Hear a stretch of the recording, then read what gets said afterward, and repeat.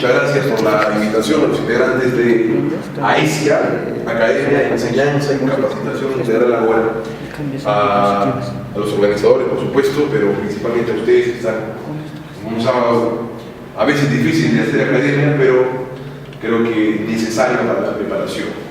Bien, hoy vamos a desarrollar algunos temas estructurales del nuevo modelo procesal penal. Vamos a dar algunas pautas preliminares muy velozmente sobre el nuevo proceso penal bajo las reglas del nuevo código, y vamos a intentar desarrollar las fases, algunas audiencias dentro de la primera fase, que es la investigación preparatoria, la de plazo, la de tutela y la de prisión para preventiva, pero puntualmente algunos detalles que son necesarios para un litigante.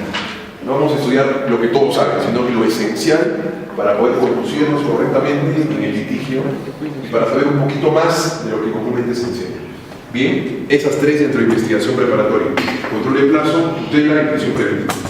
Vamos a velozmente trabajar la investigación preparatoria, vamos a trabajar también velozmente la etapa intermedia, bien, aunque vamos a dar cierto espacio a los tipos de audiencia que se generan en la audiencia de control formal de acusación, como en la audiencia de control sustancial de acusación también. De acuerdo, y finalmente vamos a desarrollar el juicio oral. Vamos a tratar de hacer una simulación como que, digamos, un poco, pero voy a tratar de hacer algo muy parecido. Vamos a trabajar alegatos de apertura, cómo es que se debe construir un alegato de apertura. No está dentro, digamos, de lo que me han proyectado. Creo que esto ya debería terminar mi participación, pero quiero, digamos, hacer más cosas. Bien. Vamos a trabajar cómo es que se debe hacer un examen de ley directo, cómo es que se debe hacer un correcto contraexamen, bien, cómo es que se debe objetar. Bien, no solamente las preguntas, sino también por conducta impropia, sino también al alegato de clausura y también a las respuestas no contestadas. Son diferentes tipos de objeciones que vamos a desarrollar en la clase. Y finalmente, cómo es que se debe construir un adecuado alegato de clausura. Vamos a trabajar el uso de las declaraciones previas para impugnar credibilidad en juicio, y vamos a trabajar también el uso de las declaraciones previas para refrescar memoria, ¿de acuerdo? En juicio. En el examen se refresca memoria y en el contraexamen se impugna credibilidad. ¿De acuerdo? Vamos a tratar de llegar a esos puntos. ¿De acuerdo? Bien. Bien, como todos sabemos, actualmente nos encontramos en un sistema de enjuiciamiento criminal en Ayacucho único.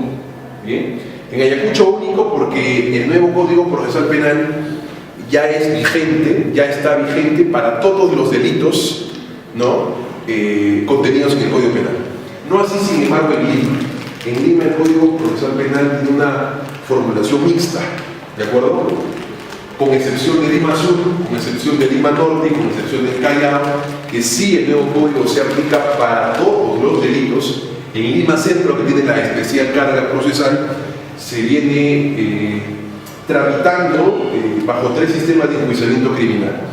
Un sistema de enjuiciamiento criminal a través del proceso penal sumario, bien, decreto legislativo 124, un sistema de enjuiciamiento criminal tramitado bajo la ley 26.689, o más conocido como el proceso penal ordinario, y un sistema de enjuiciamiento criminal, ¿cuál es? El actual, es decir, el Código Procesal Penal, decreto legislativo 957. Es una bifurcación, es cualquier cosa, un arroz con mano lo que ocurre en Lima, pero actualmente se viene desarrollando en ese sentido, y digamos que el 90% de casos se desarrollan y tramitan sobre las bases de un trámite sumario y ordinario, y un 10% sobre la base del nuevo Código Procesal Penal. Esto es importantísimo que se sepa a manera de estructura. ¿De acuerdo? A diferencia, y esto es importante que se sepa, a diferencia de los sistemas de enjuiciamiento inquisitivo, esto es el decreto legislativo 124 y el proceso penal ordinario, ¿de acuerdo? A diferencia del sistema de enjuiciamiento inquisitivo, nuestro nuevo sistema, ¿no? El sistema que Ayacucho tiene vigente, ¿cuál es el sistema de enjuiciamiento criminal del Código Procesal Penal del año 2004? Tiene un sistema de enjuiciamiento criminal, un sistema de enjuiciamiento de característica acusatoria, de característica adversarial. en donde, entre otras razones que más adelante vamos a desarrollar, se privilegia el uso de la oralidad, se privilegia el uso de los diferentes tipos de audiencia. En total son 96 audiencias que regulan nuestro Código Procesal Penal. Bien, 96. Luego les brindo mi correo, les envío la cantidad de audiencias en investigación preparatoria, en etapa intermedia y en juicio oral. 96 audiencias. Les aseguro que no sabían. 96, de las cuales 68 se desarrollan en el marco de una investigación preparatoria. Solo 68 audiencias, de las comúnmente conocidas: audiencia de prisión preventiva, que es una de las audiencias, tutela, plazo, constitución de acto civil, reexamen de prueba. Esas las muy comúnmente conocidas. Además hay más, ¿de acuerdo? Hay más audiencias que son muy técnicas y que se discuten esencialmente en algunos pasajes de la investigación, pero en total son 68 audiencias. En total 96 las que regulan nuestro sistema. Entonces, digamos que una característica importante es la audiencialización de los actos procesales. ¿De acuerdo? Es una característica de especial distinción respecto al sistema de enjuiciamiento inquisitivo. El sistema de enjuiciamiento inquisitivo no tenía audiencias, sino la conocida informe oral antes de una sentencia. Esa es la única audiencia, la única audiencia. De ahí que el legislador, de alguna forma, mientras esté vigente el nuevo Código en Lima, ha introducido una figura colombiana denominada la audiencia de imputación de cargos. ¿De acuerdo? Que acá no se ve, en Ayacucho no se discute eso, porque la audiencia de imputación de cargos es una suerte de una audiencia de trascendencia y de origen colombiano que se incorpora al sistema de enjuiciamiento inquisitivo hasta que entre en vigencia el nuevo Código Procesal Penal en su totalidad. Bien, esta audiencia de imputación de cargos tiene como finalidad evitar que casos inoportunos, que casos inútiles, casos sin sentido, sean judicializados. ¿De acuerdo? Sean judicializados. Esa es una audiencia que se ha incorporado en el sistema de enjuiciamiento inquisitivo. Pero en el sistema de enjuiciamiento criminal de características acusatorias, adversariales, bien, acusatorias porque el fiscal es el titular de la acción penal y esa investigación que construye durante la investigación preparatoria la tiene que necesariamente convencer a un juez de investigación en etapa intermedia para llevar esa acusación a juicio. Bien, esa es la característica de acusatorio, porque es el fiscal de investigación preparatoria quien construye una investigación, desarrolla actos de investigación y concluye en una decisión final. ¿No es así? Una acusación o un sobreseimiento, o algo mixto, un requerimiento mixto, acusatorio, sobreseimiento. De los 5 acuso a 3, sobreseo a 2. Bien, entonces esa decisión denominada acusación, el fiscal necesariamente para llevarla a juicio tiene que superar un filtro que es una de las novedades importantes que trae el nuevo modelo, que es colocar a la etapa intermedia, utilizar la etapa intermedia como un filtro entre la investigación preparatoria y el juicio oral, como un filtro, como un puente, para evitar que cualquier acusación vaya a juicio. ¿No es así? Que cualquier investigación con el título de acusación, pero que no necesariamente esté construida de manera idónea, vaya a juicio.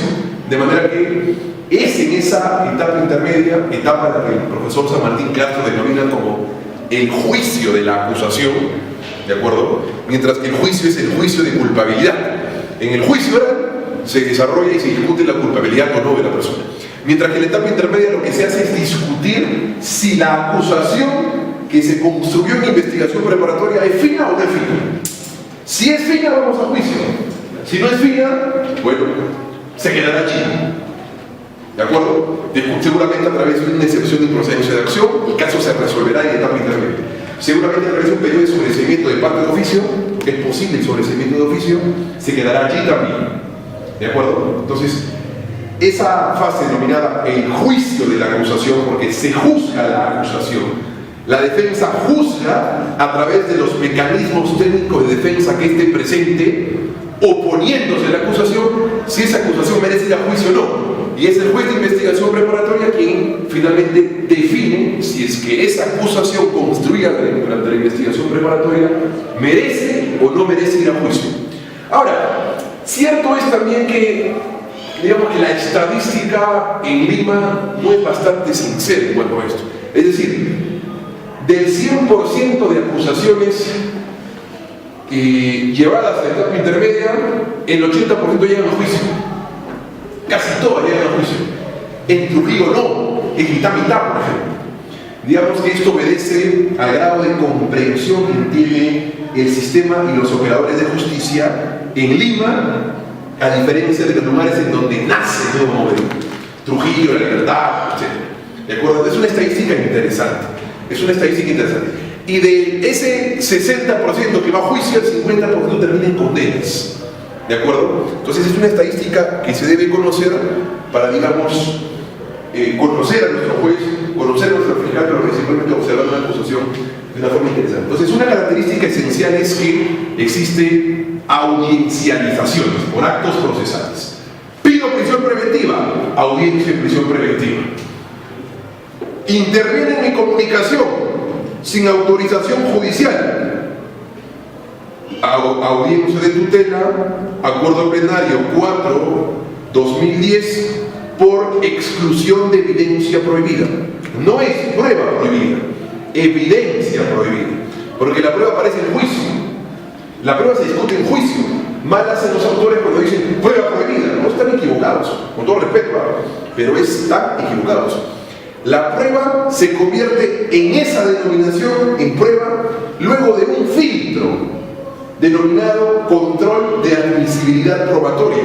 Y el control de admisibilidad probatoria es una audiencia creada exclusivamente con identidad propia. Es una audiencia creada... ¿Tiene la PC? No.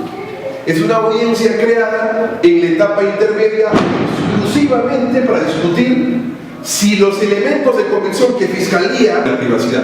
Por eso sostengo que aún en el escenario de que un juez de investigación, al que llamemos Roque Guamancóndor en el Callao, no hubiese autorizado las intervenciones y comunicaciones de los Ríos Blancos, de Inostroza, ¿no?, de Ríos, aún cuando no hubiese autorizado, si había una escucha ilegal que era entregada al IDN, sin que esto sepa, y sin autorización, bajo la teoría de la relevancia pública de la información, ese acto, esa evidencia, a la que yo denomino prohibida, porque no es prueba, es evidencia prohibida, se hubiese igualmente validado.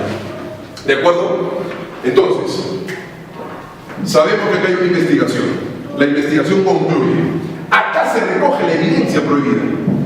¿La Fiscalía ha construido una investigación a partir de las escuchas o no? ¿A partir de la comunicación o no?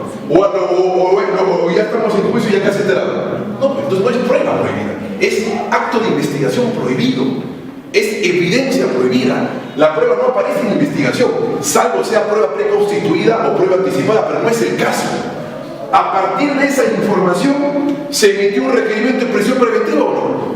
Por supuesto. Fiscalía termina su investigación, acusa a los cuellos blancos del Callao. ¿De acuerdo? Acusa a los cuellos blancos del Callao con esa evidencia prohibida. Esta evidencia prohibida constituye un elemento de convicción y lo propone así en su acusación. Va a una etapa intermedia. En la etapa intermedia hay diversos tipos de audiencias. ¿De acuerdo? Una primera denominada audiencia de control formal de acusación, veremos en su momento cuando discutamos etapa intermedia. En esta audiencia de control formal de acusación básicamente se desarrollan 3 puntos: imputación formal, imputación necesaria y principio de congruencia. Lo vamos a ver en su momento. Bien, pero además hay otra fase que es la audiencia de control sustancial de la acusación, en donde se discuten varios tipos de defensa: excepciones de improcedencia de acción, pedidos de sobreseimiento, oposición a la prueba fiscal, oposición de la Fiscalía a prueba de descargo de imputación. Y en esa audiencia denominada audiencia de control de admisibilidad probatoria, estos elementos de convicción que Fiscalía integre en su acusación se discuten acá, en esta audiencia. ¿Cuál es el propósito de discutirlos en esta audiencia? Que superado el estándar probatorio de pertinencia, conducencia, utilidad y licitud, esta prueba ya no sea más un elemento de convicción, sino adquiera la denominación de prueba para juicio. ¿De acuerdo? Ese elemento de convicción construido sobre la base de la investigación y que Fiscalía propone en su acusación para fortalecerla en etapa intermedia.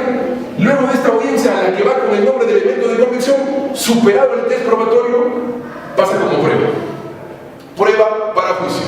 Ahí es que esta evidencia, a la que yo denomino evidencia prohibida, tiene la denominación de prueba. Recién allí, no acá. Entonces, mal hacen los autores, con todo respeto desde luego, en denominar prueba a una evidencia en una subfase de la investigación. ¿De acuerdo? En una subfase de investigación. Entonces, esa es una característica del sistema actual, ¿no? Del sistema de enjuiciamiento acusatorio adversarial. Las audiencializaciones, las numerosas audiencias sobre diversos tipos de actos de investigación. Quiero dejar de ser agraviado, me constituyo como actor civil, audiencia de constitución de actor civil. Antes no, me robaban en la calle y decía yo soy la víctima. Sí, pues serás víctima popular, serás víctima para el pueblo, pero no eres un sujeto procesal válidamente constituido. Hoy el agraviado no percibe un dinero, esto es, alguna indemnización de una sentencia posterior, si es que no se constituye como actor civil. Necesariamente el agraviado debe constituirse como actor civil para poder pelear en suelo parejo en juicio. ¿De acuerdo? No sé, quiero pedir medidas de coerción de carácter personal. No quiero pedir prisión preventiva, quiero pedir impedimento de salida. Muy bien, hay una audiencia de requerimiento de incoacción de comparecencia con restricciones. ¿De acuerdo? En donde se discute, ¿cómo está? El impedimento de salida. El plazo se venció. ¿De acuerdo? El plazo de investigación preparatoria se venció. El fiscal tiene que solicitar una prórroga de investigación preparatoria. Dicho de otra forma, para determinado acto procesal existe un determinado tipo de audiencia. ¿De acuerdo? Antes no. Cuando, por ejemplo, se vencía la investigación o la investigación perpetuaba en el tiempo, ¿qué es lo que el litigante hacía? Acudía a un juez de habeas corpus. ¿No es así?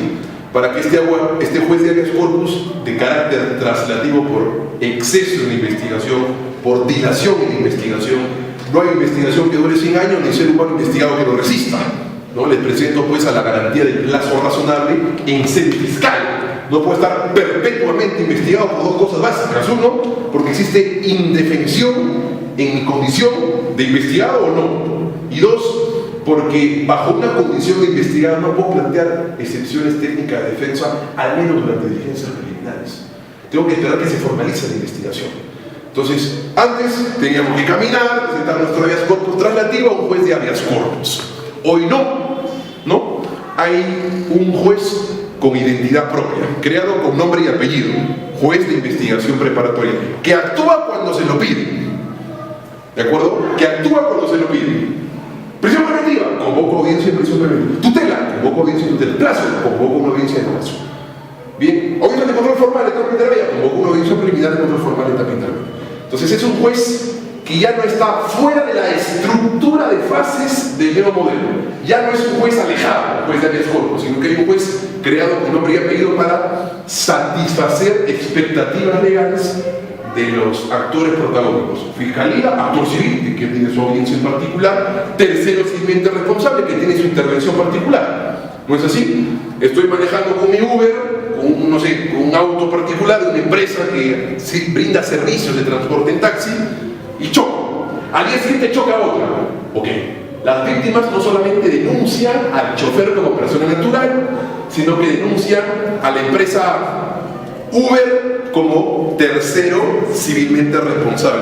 Esto es, Uber, a través de una ausencia de capacitación de sus choferes, permite esas infracciones, permite esos delitos, permite esos ilícitos.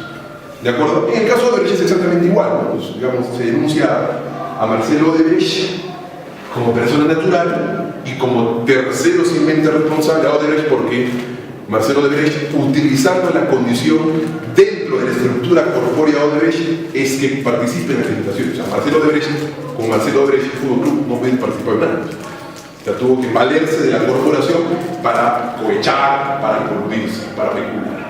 ¿de acuerdo? Entonces, ¿el tercero siguiente responsable también tiene derecho o no? Por supuesto, porque quizás el tercero puede decir, como me pasó, o sea, digamos, yo soy abogado de Uber, de ICA, y ahí pasó un caso particular, porque digamos que no es que sistemáticamente en el tiempo habían los choferes de Uber sistemáticamente cometido infracciones de tránsito, o sea, infracciones sí, pero no delitos.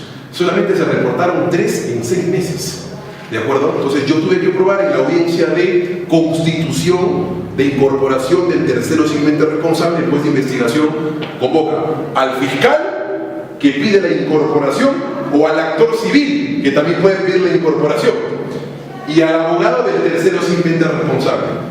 Lucha, fecha, convénceme de que ese hecho es un hecho particular, que fue una situación negligente del chofer, pero que no tiene que repercutir en la empresa. Yo probé, por ejemplo, que capacitábamos diariamente a cerca de 30 choferes, aun cuando ya tenían un récord de capacitación crediticia, Probé que durante 1 año y medio de vigencia de la empresa en ICA se habían reportado únicamente 2 delitos, y que esos delitos respondían a una negligencia del chofer, no a una ausencia de capacitación, a una ausencia de instrucción, sino que al contrario, como garantes de la empresa, permanentemente hostigábamos a través de exámenes psicológicos, exámenes psiquiátricos y fines de semana de 8 horas de capacitación teórica. Entonces probé que ciertamente el chofer de Uber cometió un delito, atropelló y mató, pero es un hecho aislado. Obedece a él, no tienes por qué involucrar a mi empresa. Te he demostrado que hemos agotado razonablemente todas las medidas necesarias para decir que no somos una empresa que coloca cualquier sonso bajo el timón. Y no incorporaron a Uber. Eso es como apariencia y todo.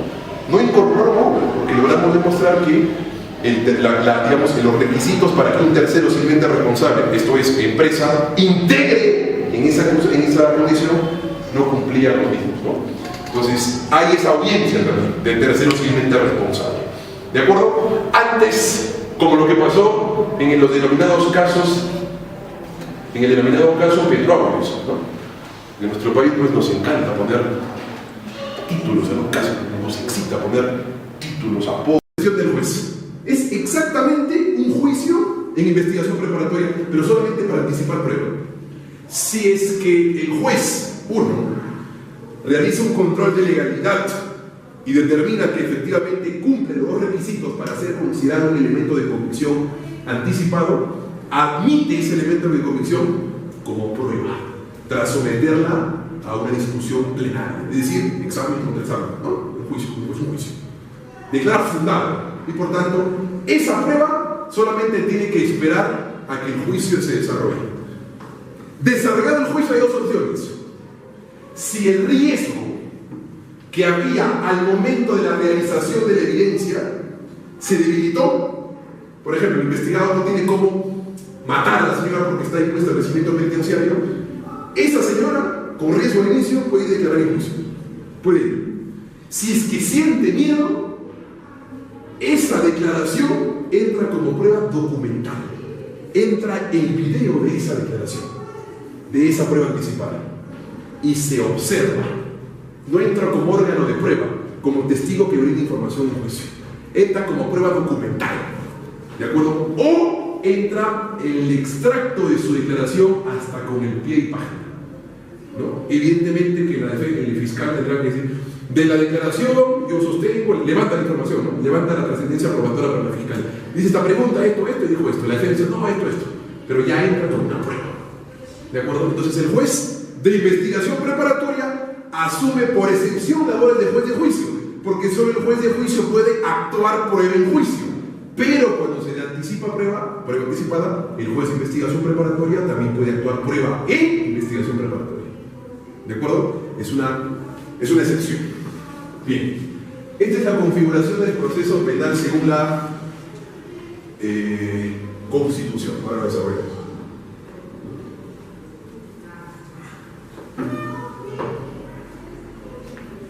Esas audiencias son bien interesantes, ¿no? Por ejemplo, yo recuerdo que mi primer debut fue en Huancayo. Claro. en un caso donde habían 6 muchachos protegidos como testigos reservados.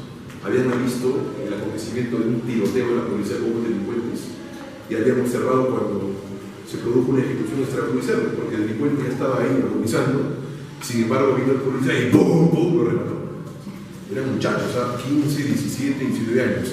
Le pedí al fiscal que anticipe la prueba, porque estaban siendo hostigados.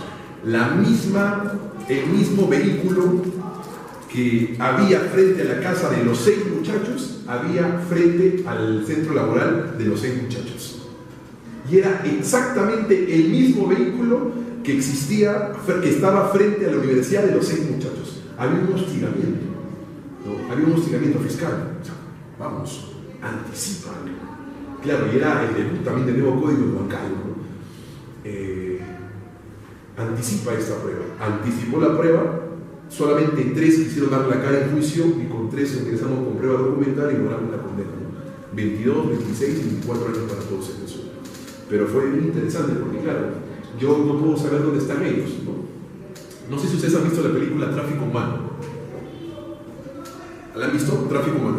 Es, digamos que la película por excelencia en donde ustedes pueden observar cómo es que una organización criminal se desarrolla. Desde el ingreso al aeropuerto con pasaportes falsificados, desde empresas de fachada para obtener a clientas menores de edad, ¿no?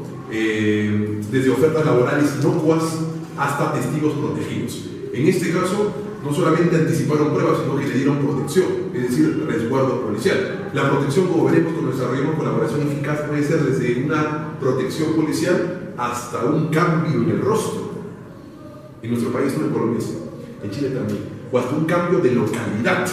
Vete a Houston y hacemos por videoconferencia con la voz mutilada cuando vayamos a juicio. De acuerdo, que fue muy particular porque yo estaba en un hotel y el fiscal me dijo: doctor, vamos a ir a hablar con los testigos. Bueno, vamos, doctor, tenemos que vetarla. ¿Cómo? ¿Me quiere vetar? No, tenemos que vetarla. ¿Por qué tiene que vetarla? No sabía cómo es el tratamiento de un testigo reservado. Y usted no puede saber dónde están los testigos, es un local del Ministerio Público. Después pude averiguar, ¿no? Y claro, me quitaron la venda, me dejaron en la esquina, digamos, una botica, era el lugar menos sospechado, ese es el lugar, ¿no? Al costado de un pollo de la brasa. No debería decir mucho, pero claro, cayó el equipo de eso de la brasa. Entonces, entré, me pusieron casi una sotana, me pusieron una venda, y así. Una vez que me senté, me quitaron la venda y estaba en el cuarto con los testigos, ¿no? Hablé con ellos y me bajaron con el ascensor igual, y me dejaron en 2 esquinas, después de ese lugar. Más o menos puedo averiguar por dónde es, ¿no? Por la que había muchas personas de civil que son policías por el estilo de civil, no se me puede identificar por dónde es. Pero ese es el tratamiento, o sea, yo ni siquiera puedo saber yo dónde están ubicados los testigos reservados, porque la magnitud de protección llega hasta esos extremos. Es bien bacán, fue un primer juicio bien interesante. Sí, fue un primer juicio también reglado para mí. Bien, configuración del proceso penal según la Constitución. Bueno, algo que puede ser muy concreto. El título preliminar de nuestro Código Procesal Penal, el título preliminar, que es una línea de orientación decisoria para situaciones contrapuestas o ambivalentes del Código mismo, constituye un parámetro de orientación judicial de obligatorio cumplimiento. Nuestro Código Procesal Penal, el vigente para ustedes, el paisano se escucha del año 2004, y no así el Código de Procedimientos Penales de 1940 y el sumario 124 del Derecho Legislativo, incorpora, esos no, incorpora que los tratados de derechos humanos que restrinjan o que regulen derechos y garantías y cuya tutela sea más protectora de la regulación nacional, esta se privilegia. Dicho de otra forma, que los jueces nacionales deben interpretar de modo favorable los tratados de derechos humanos y las normas contenidas en estas cuando restrinja derechos fundamentales. Y frente a una lesión, a un choque entre una norma de carácter interno, entiéndase norma en el Código Procesal Penal, y una norma de carácter externo, entiéndase Convención Americana de Derechos Humanos, se privilegia la que mayor tutela, la que mayor protección, vamos, la que genera mejores condiciones a la seguridad o libertad de la persona. ¿De acuerdo? Parece una retórica, pero no lo es. Les digo por qué les cuento un casito. En mi segundo caso de juicio oral, hace unos 3 años atrás, en el denominado, porque nos encanta etiquetar los casos, en el denominado caso, los narcoindultos. Es que lo llamo así porque al final sentenciaron solamente por 2 indultos. Un indulto de 1.000 soles, como si se hubiera generado una organización criminal para que cada uno reciba 120 soles. O sea, a ese extremo, ¿ya? De 20, miren, algo así. Fiscalía inició con 645 conmutaciones por cohecho, es decir, la carpeta estaba presa, era narcotraficante colombiano, lo que fuese. Yo, Facundo Chinguel, presidente de la comisión y cliente de gracias presidenciales, me ofertaba, ¿no? Mire, Chochea, yo voy a hacer un proyecto de conmutación de pena, tienes 20 años, ¿cuántos años tienes acá? 12. Te conmuto 13 años, para que salgas ya ahorita. ¿En serio? Sí, pero vete con palacio, ¿no? Como era marmaja. Y se identificaba el perfil, sostiene Fiscalía, de internos con esa situación de preferencia económica, principalmente extranjeros vinculados a sentenciados a ITIT. ¿De acuerdo? La conmutación supone pues, una reducción de la pena. Me sentenciaron 20 años, me conmutan 8, salvo a los 12. Tengo 12, me conmutan 7, salvo un añito más. ¿De acuerdo? Entonces, Fiscalía dijo eso. Hay cerca de 648 conmutaciones truchas bajo cohecho, en donde el funcionario se ofertó en incumpliendo sus obligaciones, es decir, de dar conmutaciones probas, correctas, transparentes, incumplió sus obligaciones, le puso la manito para que el interno le dé un billete. Y con ese dinero, él pueda, como presidente de la Comisión de Gracias Presidenciales, proyectar una conmutación favorable, que pasaba por el ministro de Justicia o los ministros de Justicia y que finalmente García Pérez era quien decidía. ¿De acuerdo? En ese caso fue muy interesante. ¿Me entendieron el caso? ¿No? ¿Me entendieron el caso? Fiscalía inició con 46 conmutaciones, 646 casos. Llevó a juicio 29 casos. Ya, le ganamos en 27 casos y le ganamos a asociación ilícita. O sea, absolvieron por 27 y absolvieron por asociación. Condenaron por 2 casos, de 1.000 soles y un caso de los colombianos que digamos que sí tenía posibilidad, ¿de acuerdo? Fue un caso interesante porque, claro, nos enfrentamos con la maquinaria estatal. Fue el caso más emblemático del quinquenio aprista, ¿no? Y de hecho, en ese caso le redujo votos a García, le trajo consecuencias políticas. Fue el caso más políticamente interesante hasta en Latinoamérica, porque, claro, se sabe de cohechos en ministerios, en congresos, pero no cohechos de sobornos en establecimientos penitenciarios, con influencia del Poder Ejecutivo. Así lo denominó la New York Times, el caso más emblemático en Latinoamérica. Evidentemente me estoy orgulloso por la defensa que tuve allí, porque digamos el 80% de la acusación la ganamos, bien junto con mi colega Pinky, Benny Espinosa Ramos, donde compartimos defensa del presidente de la Comisión de Gracias Presidenciales de Facundo Chinguel. Les cuento muy brevemente qué pasó. Fiscalía llevó durante la investigación 3 colaboradores eficaces. Colaborador 1, colaborador 2, colaborador 3, rayita 2016, ¿no? Bien, parece un androide, ¿no? Es un androide. Entonces, el colaborador 1 sale en un reportaje de Cuarto Poder. Le borran el nombre y apellido paterno, pero no el apellido materno. No le borran. Entonces ya se sabía quién era el colaborador número 1. ¿Qué hace el fiscal? Nada más y nada menos que le cambia el número al 1, le pone 2, pero era exactamente el 1, solo que como se reveló la identidad, le pone 2. Pero ya tenía una información, porque sabemos que para postular como colaborador eficaz hay un acta de transcripción, ¿no es así? El Decreto Supremo 07-2017 JUS, ¿sí? JUS establece cuáles son las fases del proceso de colaboración eficaz. La primera es la postulación. Yo postulo para ser colaborador eficaz, ¿no? La segunda fase es la calificación o corroboración. Tengo, y digamos que es la más esencial, corroboro que la información que me brinde el colaborador eficaz sea verosímil, sea fitna y digna de poder ser creíble. ¿De acuerdo? Entonces, este colaborador ya tenía una primera acta de transcripción de colaboración. Y ya tenía, para ser colaborador 1, ya tenía, y darle esa condición de colaborador y no de postulante, sino de colaborador, ya pasó por un proceso de satisfacción probatoria. Es decir, corroboré la información del colaborador eficaz. Pero como se le chispoteó a cuarto poder y se le reveló la identidad, paso número 2. Sale un segundo reportaje, porque fue el caso más mediático que he tenido hasta el día de hoy, incluso mucho más allá del que conocen todos ustedes allá en Ayacucho, porque me arreglaron, me amenazaron, salí como en caretas dentro de los abogados, porque hubo un tiempo en el que Humala se decía que Humala interceptaba empresarios, políticos, abogados, y algo que mi nombre figuraba allí, no tenía autoridad de sacar, ¿no? Entonces, cuando sale otro reportaje en Cuarto Poder, Aurelio Pastor, creo que sin querer queriendo, como el Chavo el 8, revela la identidad del colaborador 2. Claro, y usted sabe que la revelación del colaborador es delito, pues.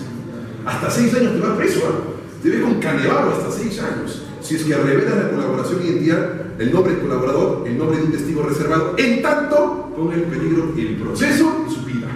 O sea, está condicionado, digamos. Si no te matan por revelar la identidad. Bien. Y como reveló la identidad, el fiscal no tuvo mejor opción, ¿qué creen? Que pasarlo como colaborador 3. Pero este colaborador 1, ya tenía una declaración como colaborador, más o menos 60 páginas, y un acta de transcripción en donde se escoge aquello que se ha corroborado. Nada más. Luego le voy a explicar mi experiencia en la defensa del alcalde Luis Vicencio en la bancada.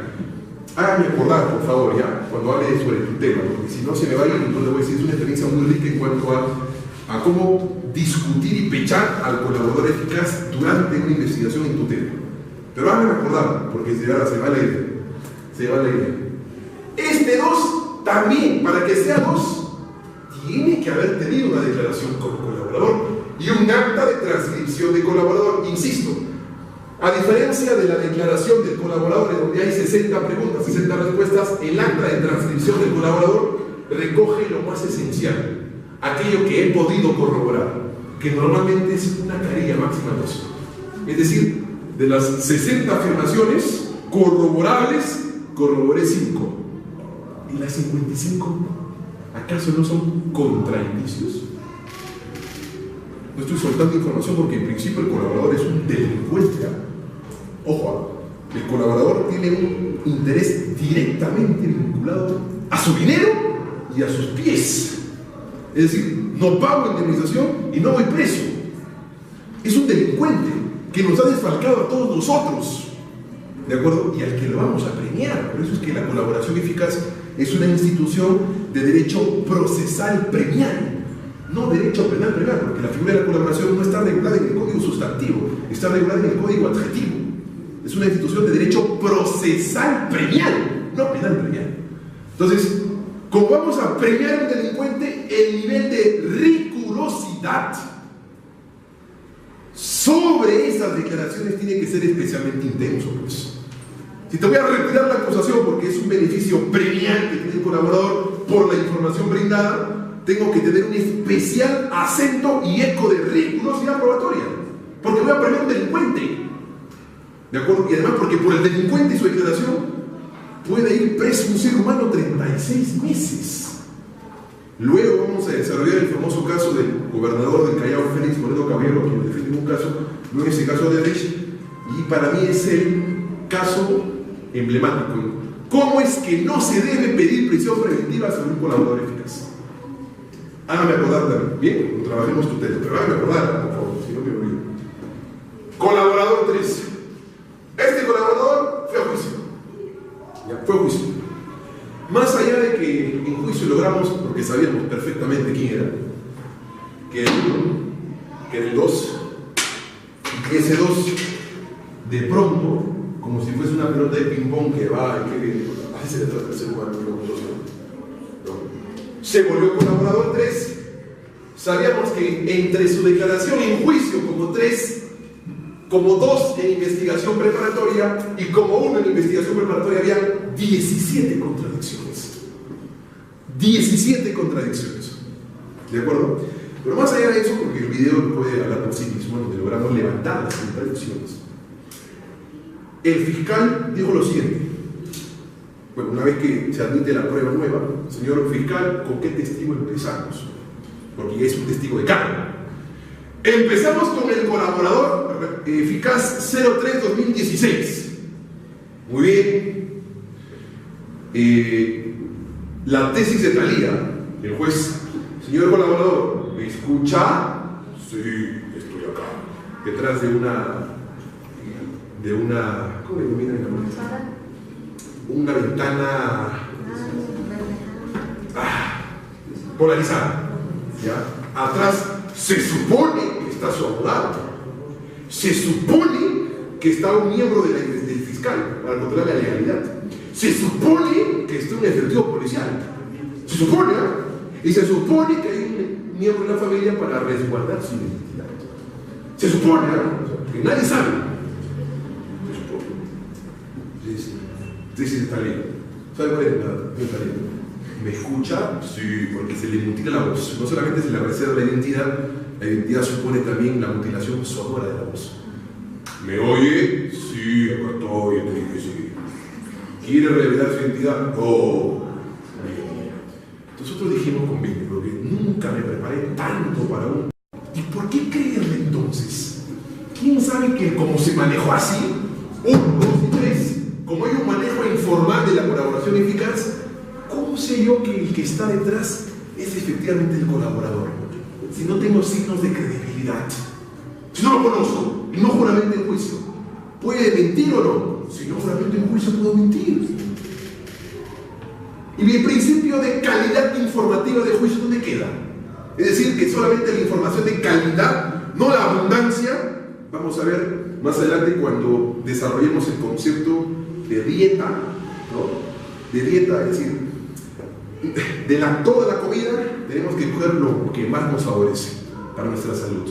De todas las preguntas que queramos hacer, solo tenemos que escoger lo más bonito, aquello que va relacionado a nuestra tesis de defensa.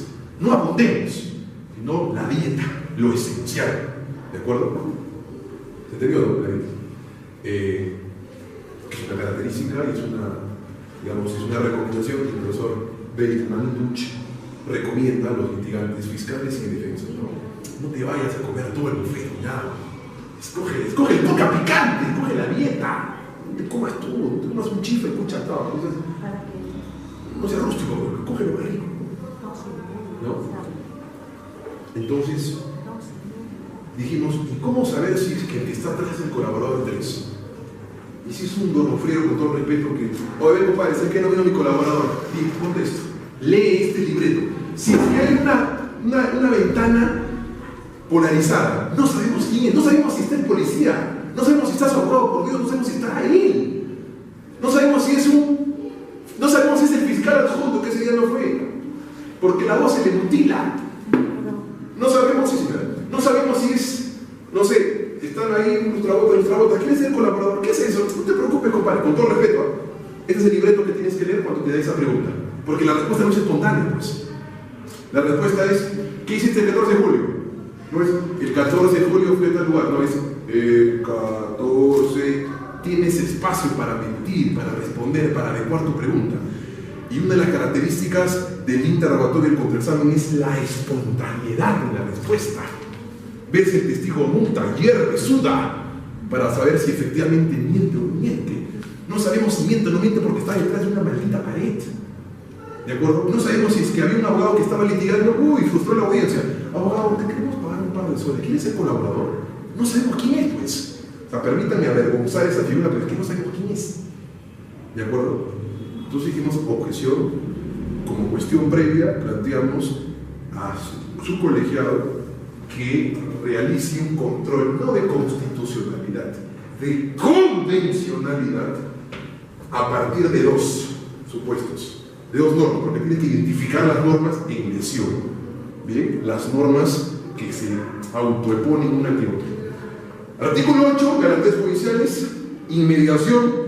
Una de las manifestaciones de las garantías judiciales en juicio es un derecho a la defensa eficaz, inmediación en sentido estricto. la inmediación no es más que el juicio en vivo y en directo. Que no te lo cuenten, como diría Luca. En vivo y en directo. Yo, juez, veo al testigo, veo si se la quiere refrescar memoria, veo si miente para que le impunden credibilidad con su declaración previa, veo si tartamudea, veo si suda. El juicio en vivo y en directo. ¿De acuerdo? Inmediación. Publicidad, el juicio a puerta abierta. Que no hay más derecho penal democratizado que la opinión pública juzgando a sus operadores de justicia. ¿De acuerdo? Y contradicción. Igualdad de armas, en igualdad de armas. Más el caso Comunidad Mapuche versus Chile. Versus la norma que regula el proceso de incorporación del colaborador eficaz a juicio oral. Bien. Y que tímidamente dice que el colaborador puede permanecer con identidad reservada si es que se siente todavía en riesgo a su integridad o a su vida. ¿Cómo probar eso? Bajo la palabra del colaborador nada más. Porque no es que haya otro artículo donde diga riesgo, se entenderá bajo esto, el colaborador tendrá que probar esto. ¿De acuerdo? Entonces, le propusimos a la sala que adopte como válido el artículo 250 del Código Procesal Penal y que permite, bien, la revelación del colaborador eficaz en juicio. ¿Puedes dar lectura del artículo 250 del Código Procesal Penal? Para que todos tengamos una idea.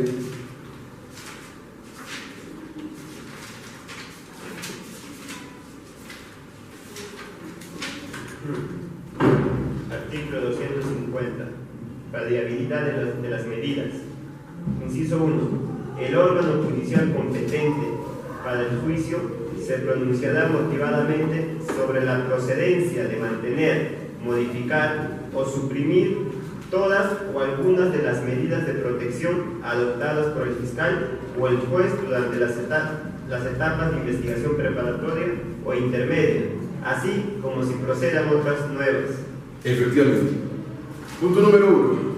¿Quién es el único que puede revelar la identidad? Hacer pública la identidad. ¿El juez de investigación preparatoria? El juez de juicio. El juez de juicio.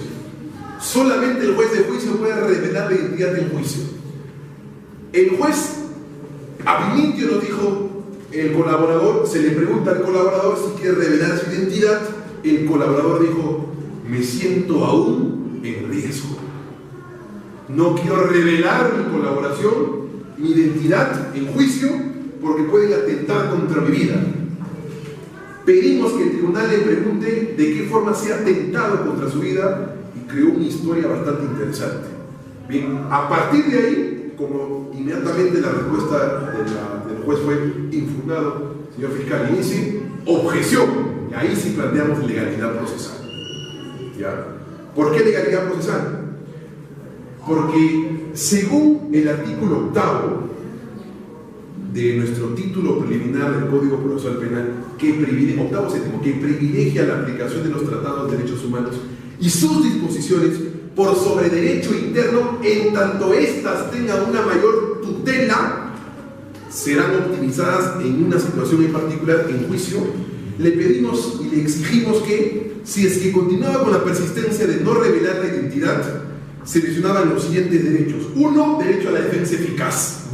¿De acuerdo? Porque no me permitía a mí, como abogado de mi cliente, poder adecuar en estándares efectivos un desarrollo de defensa sin conocer la identidad de este. 2, lesión a la garantía de inmediación como principio rector del juicio oral, porque yo tenía que interrogar a una ventana polarizada. Ventana, háblame, ventana. La ventana no subroga, la ventana no susurra, la ventana no tiembla, la ventana no suda. ¿De acuerdo? Entonces la garantía de inmediación estaba rota. La inmediación supone yo, en vivo y en directo, frente a frente, te examino y te contraexamino. No a través de interpósitas personas, ni en otro escenario. Garantía de concentración, además, porque por concentración entendemos que el juicio es en un espacio, no en un espacio ajeno a los ojos y oídos de los jueces. Inmediación también para los jueces, porque los jueces, por el principio de calidad informativa, no pueden otorgar verosimilitud y fiabilidad probatoria a una declaración cuya identidad no se conoce. Ni ellos. Yo permito que no la conozcan, buena cuenta. Pero señores jueces, ustedes no pueden absolver a un mentiroso sobre la base de un androide que no revela su identidad. Y tampoco pueden condenar sobre la base de un ser en el anonimato. Por el principio de calidad informativa de juicio, ustedes, para condenar o para absolver, tienen que conocer al menos la identidad del juicio. Tercera razón, porque se lesiona el protocolo de juramento en juicio. El colaborador eficaz, como consecuencia de que no quiere revelar su identidad, no juramenta, no dice su identidad, no se le toma juramento. Y si no se le toma juramento, no podemos dotar de fiabilidad o veracidad probatoria a lo que él dice, porque no sabemos si dijo la verdad o no. ¿De acuerdo? Y cuarto y último, garantía de contradicción, porque mientras que el fiscal sí desarrolla una defensa de la sociedad en términos equitativos, al preguntarle, bien, porque seguro tiene un libreto detrás de la pantalla, la defensa no puede contraexaminar en igualdad de condiciones, por una razón siguiente. Si quiero refrescar memoria, el refrescamiento de memoria es intuito personal, es en vivo y en directo. La regla, subrayo y le digo, lee en voz baja, y luego que recuerdas, lee en voz alta. ¿No es así? Lee en voz alta con los subrayos para impugnar credibilidad, en vivo y en directo. Señor juez, esto es lo que dice la investigación, esto es lo que dice en juicio. Se nota un quiebre a su declaración en el tiempo. ¿Qué es lo que tenía que haber hecho ahí? Tocar la puerta, alguien me puede estirar la mano, a ver, dile que lea esto. ¿De acuerdo? El contraexamen para impugnar credibilidad pierde impacto, pues, en ese escenario. Pierde impacto. Pierde impacto.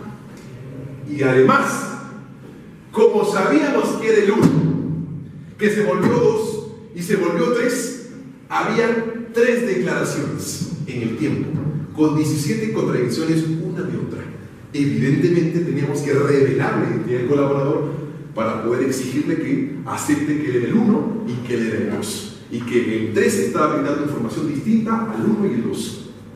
Y teníamos que revelar su identidad para poder exhibir el certificado de antecedentes judiciales y penales en donde él tenía sentencia por estafa y por falsedad documental. Esto es, los delitos de mentira del Código Penal, los delitos pinochescos del Código Penal. Miento a través de la palabra, estafa; miento a través de un documento, falsedad documental al Estado. Los delitos de mentira, cómo crear un delincuente que además miente en juicio, porque al fiscal le dijo en juicio que no tenía antecedentes y el fiscal sabía que estaba mintiendo, por eso se puso blanco cuando dijo eso. Dijo, pero está haciendo una objeción pregunta repetitiva, dijo que no tenía antecedentes. Pero en una objeción repetitiva dijo que no tenía antecedentes. Pasó a otra línea temática. Yo estaba esperando el momento perfecto para decir, no tengo antecedentes, y para impugnar esa credibilidad. Eso no hubiese podido ser posible si es que estaba tras una vitrina, pues. Porque partíamos del precedente de que tenía que reconocer que era el 1 y que tenía una declaración distinta, por el 2 y que tenía una declaración distinta, y el 3 que era el 1 y el 2, y que tu nombre era XXX y XXX tenía sentencia por estafa y por falsedad. Pedimos que a través de un control de convencionalidad, para que el suelo esté parejo en juicio y se satisfaga la garantía de inmediación, de defensa eficaz, inmediación también para él, tratamos de empoderar a la justicia y decirle, oye, tú no puedes fiarte de un delincuente, no puedes condenar a un ser humano sobre la base de un delincuente que ni siquiera juramenta, ¿de acuerdo? Y digamos que por estrategia de litigio le entregamos a ese colegiado otros casos en donde los jueces de juicio, no eres tú el que te abrió el caso, no has hecho un buen trabajo, pero en el fondo, no eres tú. Esos jueces son corruptos, no has hecho un buen trabajo, porque el ladrón piensa que toma la corrupción. Al actor civil, no has hecho un buen trabajo, el fiscal es el malo, tú no, también los jueces. ¿O no? Seamos sinceros. A la defensa, y te va a hacer que pueda dar la mano. Pero créeme que es al primero al que te llama cuando tienes un problema, porque académicamente te respeta, porque es más académicamente interesante retarse a sí mismo en casos difíciles, en donde el mundo está contra ti, donde tú crees con convicción, como decía Basadre, en la inocencia de la persona por encima de cualquier forma y forma, como decía Luke, ¿de acuerdo? Es de Luke, ¿de acuerdo? Entonces, los retos profesionales son los más indeseables. Pues. O sea, ¿para qué defender lo bonito? Ojo, también defiendo lo bonito. Tampoco es que defienda lo feito y defienda lo acusado. Son acusados, intrometados por una acusación que finalmente, al menos en los casos que he defendido, en gran parte han sido absueltos. Por tanto, nunca fueron corruptos, nunca fueron choros, nunca fueron sustradores, nunca fueron narcotraficantes. O sea, digamos que si respetamos una justicia, respetémosla en cualquier tipo de decisión. Si la absuelven, respetemos la absolución. Si la condenan, respetemos la condenación. Si condenan a mi cliente, tengo que decir que es delincuente porque lo han condenado. ¿De acuerdo? Pero hay que ser, no hay que, pues, como hay algunas personas, diferenciar la justicia a gusto de lo que yo quiero. Ya la justicia me agrada. Entonces eso decía el profesor, que no puede ser abogado cosmetólogo porque el abogado penalista no tiene que defender lo estéticamente deseable, bonito, porque así nunca vas a poder retarte a ti mismo profesionalmente. Y además es más rico cuando nadie cree en lo que tú vas a hacer y terminas ganando. Como una periodista de Cuarto Poder, que cuando me entrevista me dice: doctor, yo lo respeto, pero ojalá pierda en su apelación. Le deseo lo peor en su apelación. En otro caso, le deseo lo peor en su apelación. Gané la apelación. Una semana después me llama la periodista, su padre había sido investigado. Adivinen qué me dijo: que la defienda. ¿De acuerdo? Te van a odiar, te van a criticar, pero te van a llamar y siempre te van a respetar académicamente. Siempre y cuando hagan las cosas bien hechas, no cohechando, no de mala gana, no adjetivando, no insultando.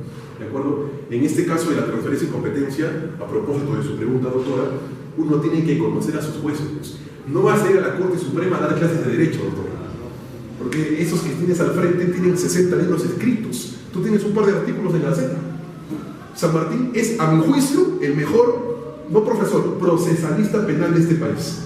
A mi juicio, más allá de que me haya dado una razón. ¿De acuerdo? Y tenía un colegiado integrado académicamente muy firme y preparado. No vas a ir a darles charlas, pues. Tienes que ir a ser fáctico. Ese fue mi primer error, mi primera audiencia en la Suprema, que gracias a Dios la gané. No sé cómo, pero la gané. Fui, pues, claro, docente, y invité a mis alumnos. Vayan a ver, dije. Ya, todo. A mí no me da clase, ya, porque yo a usted le enseño la católica, para empezar. Yo era estudiante de la católica, la maestría, que me enseñaba. Yo a usted le enseño, así que bájese, ¿ven? Baje sus niveles de intensidad. Yo lo conozco. A mí puede ir competente, joven, pero a mí no le da clase, ya. Han hecho, quiere que lo avergüencen con los alumnos. Me bajó, pues. ¿Tú crees que salí feliz? Pero nunca me quedo callado. Igual, si vieron esa transferencia de competencia, San Martín me preguntaba y yo lo avasallaba. No quería que me pregunte, porque yo sabía perfectamente que el escenario lo tenía derrotado. Por la influencia que había y porque además, cuando uno conversa con los jueces supremos en el horario regular, en donde se atienden los litigantes antes de una audiencia, más o menos ya te dicen, ¿no? Uno me dijo: doctor, esfuércese el triple. Entonces, ya tenía, digamos, que el camino decidido, pero nunca hay que perder el partido sin haber entrado a la cancha. Y pese a que sabía que los 5 iban a votar unánimemente a favor de la transferencia, nunca me quedé callado y sentí que ese caso lo podía ganar. Por eso es que nunca me dejé avasallar por nadie. Y respondí, porque hay que pechar por la defensa de un ser humano, aunque el mundo se venga abajo, ¿no? Entonces, en ese caso, por ejemplo, tienes que saber si objetas o no a los jueces. ¿De acuerdo? Si los jueces son académicos, objetalo. Si los jueces son soberbios, no lo hagas. Estos jueces eran el primer caso que llevaba este juez en el Callao. Entonces me permití la ligereza de poder objetar. Señor juez, objeción a su pregunta. Señor juez, abogado, usted me está objetando a mí. A ver, desarrolle su pregunta. Usted siempre que trae novedades. Mire, doctor, cuando a un fiscal se le objeta, ¿qué desarrolla el juez? Cuando a un juez se le objeta, ¿quién tiene que desarrollar? ¿Quién? Paramos la audiencia y vamos a la sala penal de apelaciones para que usted resuelva su objeción. Permítame desarrollar la objeción. La discusión acá se centra sobre la forma en cómo se planteó la pregunta. Usted es garante del control de legalidad en la forma en cómo se introduce una pregunta. Tal es así que a usted se le da la disposición y la facultad de poder resolver fundando o infundando las objeciones que se plantean. Y usted, en 4 objeciones, 3 repetitivas y una en línea, me dio la razón declarando fundada. Porque a juicio suyo, dado que me declaró fundada, considero que esas preguntas eran inadecuadamente postuladas. Y lo que usted está haciendo es corregir las deficiencias de un fiscal que no interroga correctamente. Y lo que usted está haciendo con su resolución, y si me declara infundado, lo que usted está haciendo es dejando sin efecto su propia decisión de haber declarado fundada la objeción. Usted está desautorizando su propia resolución, pero en puridad, por sobre todas las cosas, lo que usted está haciendo es dejando de ser supra y convertirnos en parte, contribuyendo al fiscal a levantar esta información que nunca ingresó a juicio por culpa de un interrogatorio mal formulado. Hay que cuidar la legalidad del debido proceso. Este es un juicio bien llevado. Ojalá y no se anule ante una instancia superior si usted me declara infundada la moción. El juez, pero ojo, con respeto, con mucho respeto. La pensó, dijo, claro, nunca va a decir, la voz tiene razón. Bueno, digamos, por la salud mental del juicio, ya no voy a preguntar, dijo. Ya, y no pregunto. ¿De acuerdo? Pero tienes que hacer eso. Porque ¿qué pasa si es que te quedas callado? Porque es un juez el que está al frente y no tienes que decirle nada. Al juez se le respeta académicamente. Bien, se le respeta académicamente. Y eso, intervenir y objetar, es un respeto académico. ¿De acuerdo? ¿Qué pasa si es que esa información sale de la boca del propio juez? Y con esa información condenan a tu cliente. El reproche moral viene después, ¿no? ¿Por qué no lo objeté? ¿Por qué no lo hice? Planteé nulidad, pero una nulidad que podría haberla planteada. ¿Por qué no planteé reposición? Si te viene la noche. ¿Te das cuenta? Entonces, los mínimos detalles, como diría la bombita del hombre araña, generan grandes responsabilidades. Nos damos un espacio de 10 minutitos, ¿te parece? Para acarolado.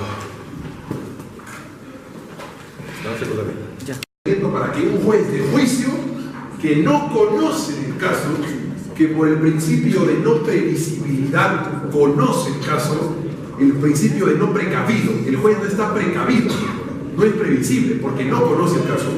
Conoce el caso a través de la intervención inicial mediante los alegatos de apertura de los actores protagónicos. ¿De acuerdo? Y este juez de investigación preparatoria es quien en etapa intermedia realiza un control de admisibilidad probatoria, en donde el elemento de convicción cesa de esa denominación y adquiere la denominación de prueba para juicio. ¿De acuerdo? Prueba para juicio. Y todo aquello que ha sido admitido como prueba para juicio, el juez de juicio necesariamente tiene que convocar y actuar. ¿De acuerdo? Ahora bien, digamos también como una experiencia. ¿De acuerdo? A veces los jueces de investigación preparatoria, y lo digo con muchísimo respeto, a veces digamos que no salimos del lado inquisitivo, no nos adecuamos todavía a un modelo. Y terminamos siendo, como diría mi colega Espinosa, mesas de partes de las acusaciones, ¿no? Redactamos las acusaciones y utilizamos las leyes de Casareto. Que pase a juicio.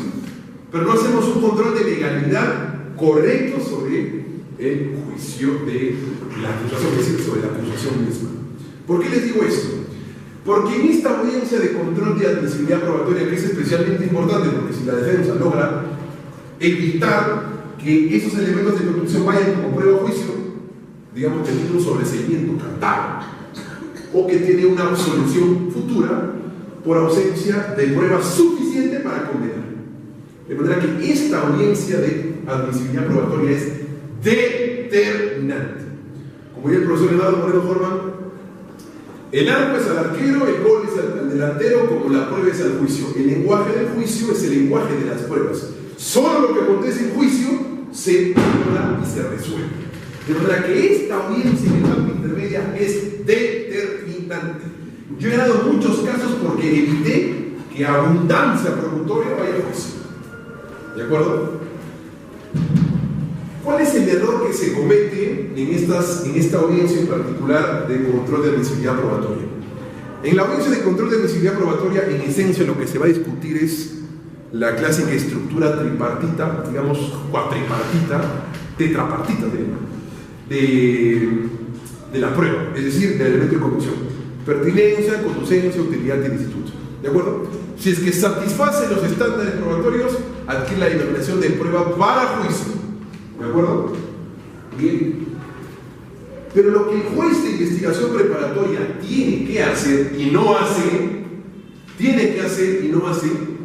es realizar un control de legalidad sobre la información de esa prueba para juicio. Es decir, cuando el juez de investigación emite un auto de enjuiciamiento, ¿ya?, no un auto de citación a juicio, porque el auto de citación a juicio es cuando ya el juez de juicio asume competencia y cita a juicio, ¿de acuerdo? A diferencia del auto de enjuiciamiento. En el auto de enjuiciamiento, además de identificar el nombre, apellido del acusado, el nombre y apellido del actor civil, y de enumerar las pruebas que han sido admitidas en este control de admisibilidad probatoria, hay un dato que es importante y que olvidan los jueces, que es: tienes que delimitar qué porción de información tiene esa prueba para juicio. ¿De acuerdo? Es decir, si presento a un testigo que presenció el hecho delictivo, la porción de información será: este testigo será examinado y contraexaminado por esto, no por todo, por esto. Recuerden la dieta, ¿de acuerdo? No voy a comer de todo el buffet, voy a utilizar la dieta, lo que más me gusta, la comida que más me gusta. No voy a preguntar sobre todo, voy a preguntar sobre la dieta, sobre lo que me favorece, sobre lo poquito, sobre la calidad. ¿Bien? ¿Y qué es lo que hacen los jueces de investigación preparatoria? Acogen la ley del menor esfuerzo fiscal. ¿Y cuál es la ley del menor esfuerzo fiscal? Se citará a tal testigo para que acredite la teoría del caso del fiscal. Ya, pero ¿cuál de toda la teoría? ¿Qué tipo? ¿Las circunstancias precedentes? ¿Las concomitantes? ¿Las posteriores? ¿Cuál es la porción de información delimitada que ese testigo va a tener que decir en juicio? Porque el testigo no sabe todo. Determinadas porciones de información, pero eso el juez olvida de colocar en el auto de enjuiciamiento. ¿Y qué es lo que pasa? Que cuando el testigo va a juicio, el fiscal, como es muy impersonal esa delimitación, le pregunta sobre todo, y eso genera aburrimiento, porque la información de calidad no entra a juicio.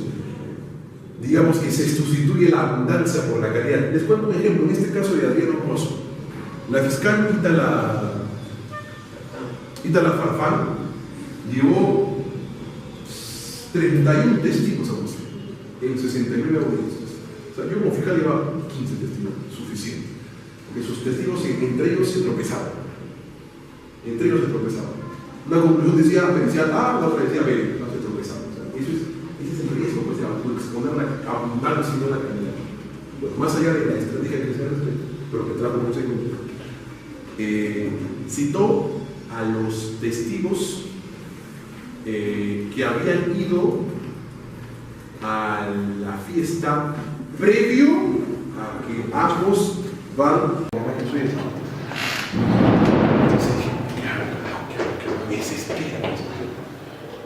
Objeción, señor juez, por infracción a la legalidad procesal. Señores jueces, el autor apellinada. A ver, autor, desarrolle. Muy sencillo, doctor. El artículo 349 del Código Procesal Penal establece que el fiscal, al requerir su acusación, delimitará la información que cada testigo brindará al complemento del juicio. Delimitar supone en esencia que establezca cuál es la información que el testigo, la porción de información, no toda la información, porque estos testigos saben lo que aconteció en la fiesta. No les puede preguntar sobre lo que aconteció en el lobby, porque no estuvieron. No les puede hacer preguntas de pericia o de cómo es que se comporta clínicamente mi cliente, porque no son psicólogos, ni tampoco son psiquiatras, ni son etiólogos. De manera que esa información debería estar en su acusación. Vemos que no está en su acusación porque el juez de investigación preparatoria premió la ausencia de esfuerzo. Simplemente dijo tal y tal, acudirán a juicio para probar la teoría del caso de fiscalía, pero pues, o sea, no seas ocioso, esfuérzate. Quiere llevar 26 años a un ser humano a prisión, merecido o inmerecidamente, pero esfuérzate. Si los vas a llevar porque presenciaron la fiesta, tienes que hacerle preguntas de la fiesta, nada más. En serio, nada más. Ni siquiera anteriores parejas. El testigo aporta sobre lo que ve, sobre lo que conoce, no sobre lo que especula y puede conocer, o que son por pregunta hipotética. hipotética. Le está colocando al testigo en un escenario que no conoce. Le está creando un escenario hipotético. El testigo responde sobre hechos concretos. Y estaba así, me volví loco. Estaba muy cansado. Y pedía ya una, dos, tres. Objeción, señor, ya por eso le explico. Entonces, cuando me dice eso, ¿qué dijo la objeción? Nada. Sin embargo, 352 y siguientes ordena al juez de investigación preparatoria a que en su auto de enjuiciamiento establezca qué es lo que el testigo como información va a brindar en juicio. Y vemos a fojas tal que el juez X tampoco hizo su trabajo. Pero como yo tengo a un abogado que estuvo en esa audiencia y que es absolutamente capaz, señora jueza, mire la bajeza a la que voy a recurrir de decirle que por favor suspendamos el audio, suspendamos la audiencia, introduzcamos este audio de la fecha tal, de audiencia tal, de la audiencia de control de visibilidad probatoria, y en donde usted va a oír lo que el juez no escribió en el auto de enjuiciamiento. El juez claramente dijo, se deja constancia que estos testigos, entre ellos aquí está citando, únicamente declararán sobre lo que vieron en la fiesta, no más. No está en la acusación, no está en el auto de enjuiciamiento. Le presento la evidencia exacta, sesión de fecha tal. Es necesario que podamos ver, uno, para evitar abundancia en preguntas; dos, para que ustedes tengan la información de calidad; y tres, para que no se haga aburrido este juicio. Hay que dinamizar el juicio. Doctor, retire la palabra. Ok. Tratemos de dinamizar el juicio haciendo preguntas bien hechas. No, el abogado me quiere delimitar. Pues yo no la he delimitado. Usted se ha delimitado. Porque cuando el juez preguntó, ¿esa es la información probatoria que su testigo va a decir en juicio, doctora Farfán? Usted dijo que sí. Usted la delimitó, no yo. Sí es necesario ver la audiencia. Y tuvimos que recurrir a la audiencia de etapa intermedia, en donde el juez sí delimita verbalmente lo que debió poner por escrito para evitar esta confusión. Sí, fundada. Señora fiscal, limítese a hacer preguntas sobre lo que aconteció en la fiesta. Y claro, le sacas el libreto. Objeción, pregunta por impertinente. No tiene por qué saber cuáles son las exparejas del esposo. Hemos dicho que usted ha delimitado que tiene que responder sobre lo que vio. Usted apreció las imágenes del hotel. Objeción, señora jueza, no estuvieron en el lobby del hotel, por tanto no pueden dar apreciaciones de valor sobre lo que no vieron. Que le pregunte sobre esto. Objeción, objeción, objeción. A sus testigos protagónicos, ¿sabes? Ya, se para y dice, señora jueza, usted está, abogado, está haciendo uso y abuso de las objeciones que ustedes están aceptando porque son paternalistas. Y los jueces capables dicen, señora jueza, señora fiscal, con todo respeto, quien hace uso y abuso de las preguntas mal hechas es usted. ¿Va a hacer una pregunta? ¡No! ¡Me han mutilado! No voy a hacer más preguntas. Y la información que debía ingresar a juicio no ingresó porque no ha... Es un abogado de ética, quizás pueda no tener un juicio justo y objetivo. ¿Ya? Pero eso es lo que usted habla sobre cosas que no son objeción, señor juez, por infracción a la legalidad procesal. El testigo responde sobre lo que el auto de enjuiciamiento lo delimitó. Y si no está en el auto de enjuiciamiento, vayamos a la acusación. Y si no está en la acusación, tenemos que recurrir a la bajeza de irnos al auto de la etapa intermedia.